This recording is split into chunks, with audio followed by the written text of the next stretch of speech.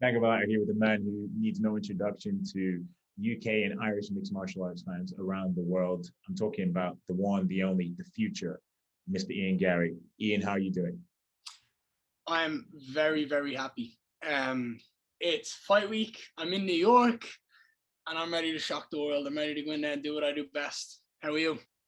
I'm good. I'm good. Thank you. I'm good. Thanks. And thanks for the off-air compliment of my name. I'm going to have to give my parents. It's a cool name, man. Chisanga Malata. I like it.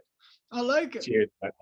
Appreciate it. Appreciate it. But you touched on it there. Obviously, you're in New York for UFC 268, long-awaited UFC debut. I mean, how does it feel to be in the big show and only days away from the debut?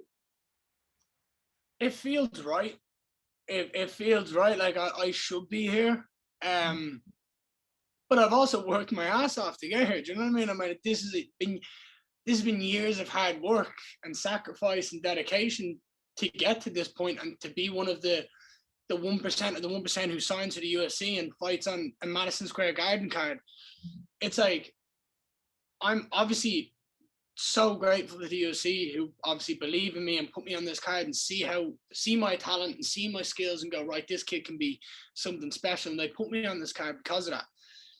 But it's also a case of like, I've done stuff right. If they're putting me on this card, it's like my whole career has obviously been right to get me to this point, and I'm just really fucking excited for this weekend, man.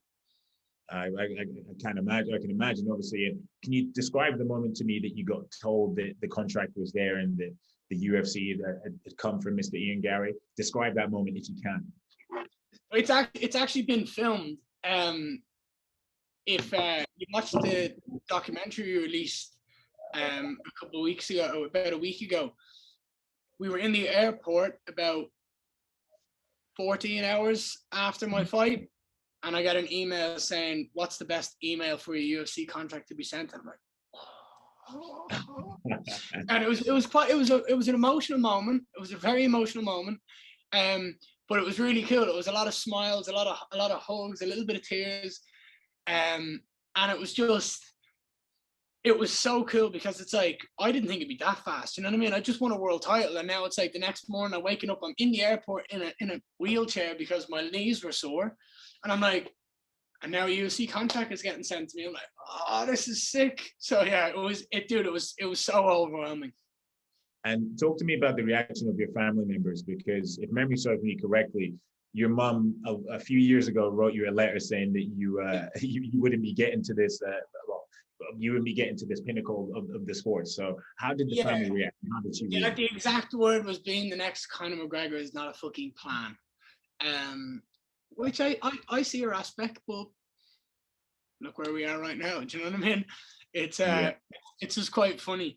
The reaction from my family, look, they knew that once I put my mind on this, where I was going to do and where I was going to go and what I was going to do. It's once I put my mind to something, it's done. Like I'm going to make sure I do it. Like that's the way I am, and they've been behind me, and they've been excited for every fight since. It's been a case of like, I'm going to go out there and do it, whether you're behind me or not. And they've been supporting me the whole way, and they're super excited. They're obviously furious that they can't be here in New York. But at the end of the day, I've got a job to do, and I'm just going to go in there and do it.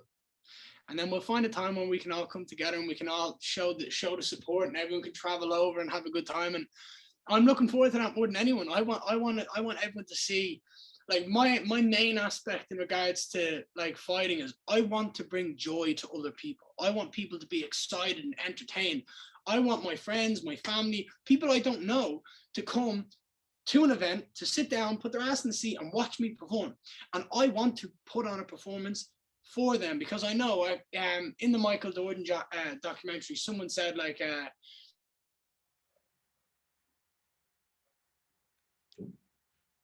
Jordan, and it's like, oh, we want to see Michael. It's like, some people, like, very blessed to see like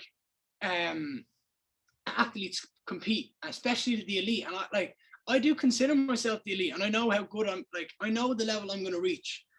So like, I want to go in there and put on a show every single time, because maybe people have seen me fight before, maybe they haven't seen me fight before, but I want to go out there and give 110% every single time, so that I never disappoint myself and people who have come and paid.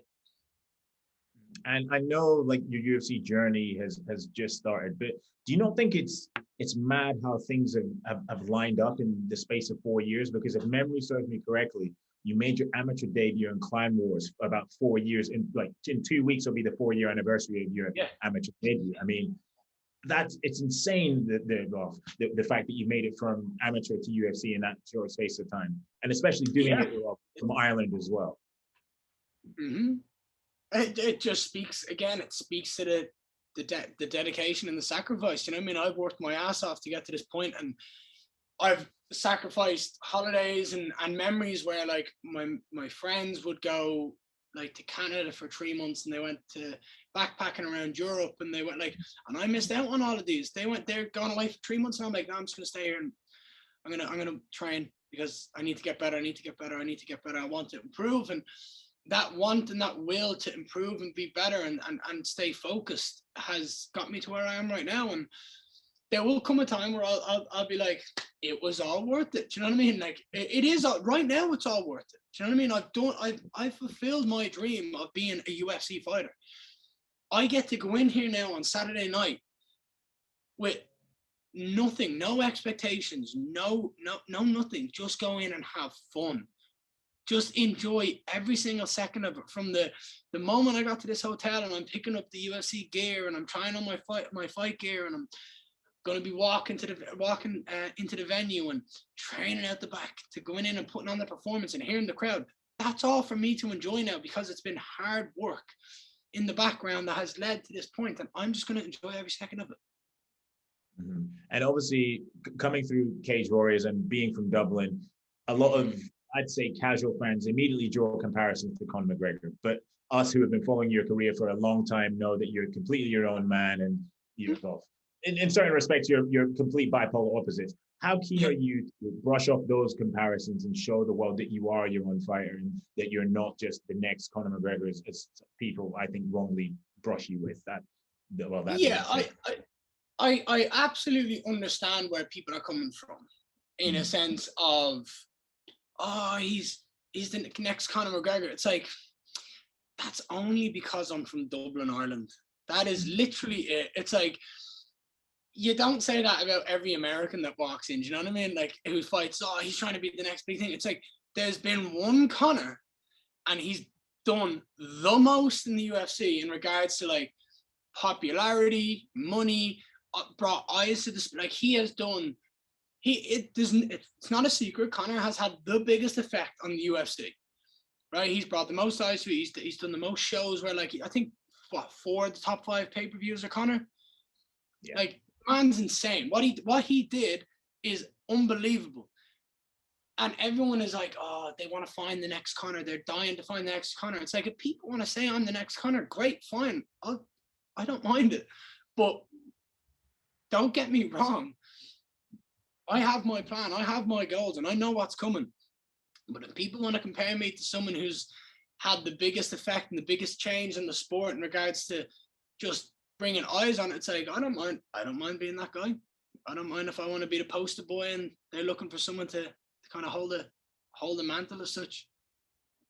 Fair enough. Well, you answered my next question there as well. I mean, I've been tipping you, along with my good friend Pete Carroll, who I'm sure you know very well as well. Been tipping you to be the future. Yeah, I love that gentleman, Mr. Pete Carroll. I have to give him a shout out now. But we've been saying for a long time that you, like, pardon the pun, you are the future of Irish mixed martial arts. So I mean, it goes without saying that in a few years you want to be the face of that. Well, like, I don't see the negatives behind being the next Conor. Do you know what I mean? Like this, there is none. So if people want to make that comparison, work away. It's not gonna take a second out of my day where I think, no, am I the next Conor? What? Oh, do I want? No. I've said this, and I've seen a couple of people give it a bit of this online about it. I compared him to like a high school player being compared to Michael Jordan, in a sense of, Michael Jordan changed basketball. Do you know what I mean? He was the superstar of superstars. He brought the most eyes. Everyone wanted to interview. Everyone wanted to see him. It's the same thing with Conor in the UFC. It's like everyone wanted to interview Conor. Everyone wanted to see Conor fight. If that's me, cool, I'll take that. And I'm just going to grab in two more questions quickly. I appreciate the time. So moving on to your fight with Jordan, I'm not sure if you paid attention to his last two fights or I think he's on a 2-fight win streak, losing streak, sorry. And if you have, what have you made of his performances? And do you think that this could, like the fact that he's on a 2-fight losing streak, could make him a bit more of a dangerous opponent than anybody else? No, I think that is what most people would think. However, I think it's going to be the exact opposite. I think it might make him a bit more conservative.